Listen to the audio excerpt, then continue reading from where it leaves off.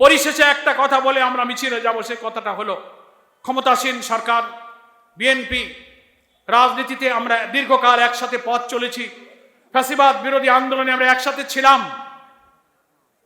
জুলাইয়ের যে চেতনা, গণতন্ত্রের যে চেতনা, একটা নির্বাচিত সরকারের কাজই হলো আপনি জনপ্রতিনিধি যারা নির্বাচিত তাদেরকে দিয়ে আপনি দেশ চালাবেন। শুরু থেকেই আপনি কিন্তু সেই গণতন্ত্রের পথে হাঁটতে পারলেন না। কর্তৃত্ববাদী সরকার বিরুদ্ধে যেসব কারণে আমরা আন্দোলন করেছি, আপনি নির্বাচিত হয়ে 6টি city corporation according to our constitution, এখানে আপনি নির্বাচিত প্রতিনিধিদের কাজ করবেন। তো প্রশাসক তো আগেই ছিল, এমন না যে ওটা শূন্য ছিল। তো প্রশাসক থাকার পরে আপনি আরেকটা দলীয় লোক কেন নিয়োগ করলেন? আপনি নির্বাচন দিয়ে দিতে পারতেন। এটাই ডেমোক্রেসি ছিল, এটাই জুলাইয়ের চেতনা ছিল। এরপরে একের পর এক রদ বদল, এটা সেটা। 12 তারিখে পার্লামেন্টের সেশন শুরু হবে, এখনো অধিবেশন হয়ে পারল না।